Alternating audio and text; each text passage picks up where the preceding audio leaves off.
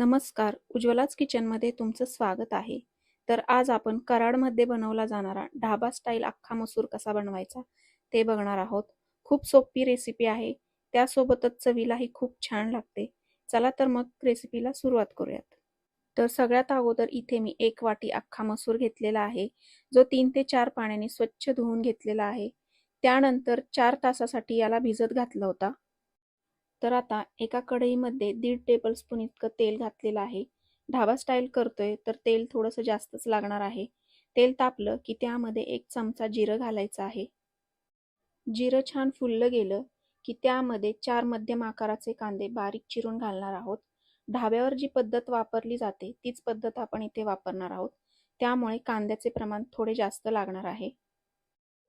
कांदा पटकन परतला जावा यासाठी थोडंसं मीठ घालायचं आहे. मिक्स करून घेतलं की यामध्ये सगळ्यात महत्त्वाचा इन्ग्रेडियंट्स घालणार आहोत, तो म्हणजे खाण्याचा सोडा. तर इथे मी अर्धा चमचा इतका खाण्याचा सोडा घातलेला आहे. यामुळे अख्खा मसूरला तीच चव येते. सोडा घातला की याला थोडासा पिवळसर रंग येतो. तर आता मध्यम आचेवर कांदा आपण परतून घेणार आहोत.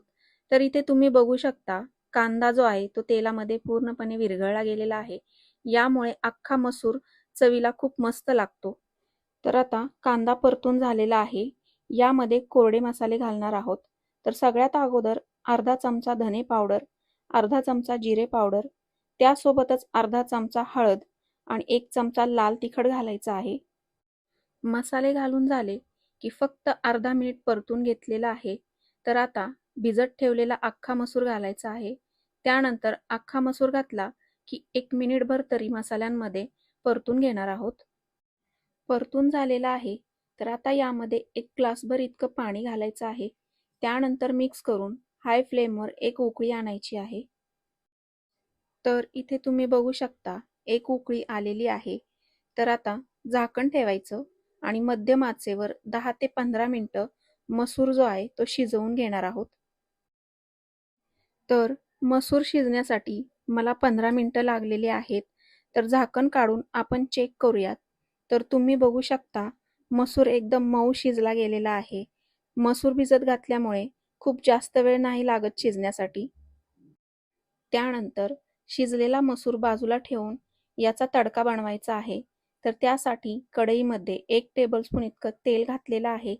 तेल तापलं की अर्धा चमचा जिरं घालायचं आहे. जिरं छान फुललं गेलेलं आहे. तर आता यामध्ये 1 बारीक चिरलेला कांदा घालायचा आहे. त्यानंतर कांदा आपण डार्क ब्राऊन रंग येईपर्यंत परतणार आहोत. कांदा परतून झालेला आहे. तर आता 1 चमचाभर आलं लसूण पेस्ट घालायची आहे. आलं लसूण पेस्ट घातली की अर्धा मिनिट परतून घेतलं की 1 सुकी मिरची घालायची आहे. पुन्हा एकदा मिक्स करून घेतलेला आहे. त्यानंतर अख्खा मसूरला मस्त असा रंग येण्यासाठी अर्धा चमचा काश्मीरी लाल मिर्च पावडर घातलेली आहे. त्यासोबतच 1 चमचाभर कांदा लसूण मसाला घालणार आहोत. तर सगळे मसाले जे आहेत ते यामध्ये घालून झालेले आहेत. तर मिक्स करून झालं की शिजलेला सगळा अख्खा मसूर जो आहे तो या तडक्यामध्ये घालायचा आहे. मसूर घालून झाला की एकजीव करून घेऊयात.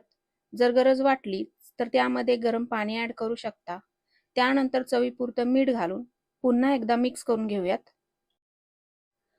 तर तुम्ही बघू शकता याची कन्सिस्टन्सी. तर आता मंद आचेवर 1 उकळी आली की शेवटी बारीक चिरलेली कोथिंबीर घालूयात. तर अख्खा मसूर जो आहे तो तयार झालेला आहे. तर गॅस बंद करून सर्व्ह करूयात. तर अख्खा मसूर जो आहे तो तुम्ही भाकरीसोबत किंवा जीरा राईस सोबत सुद्धा सर्व्ह करू शकता. भाकरीसोबत तर खूप मस्त लागते याची चव. तुम्ही सुद्धा नक्की ट्राय करा. तर रेसिपी कशी वाटली हे कमेंट करून नक्की सांगा. तर पुन्हा भेटूया अशाच नवनवीन रेसिपीसहित. तोपर्यंत उज्ज्वलाच किचनला लाईक करा, शेअर करा आणि सबस्क्राईब करा.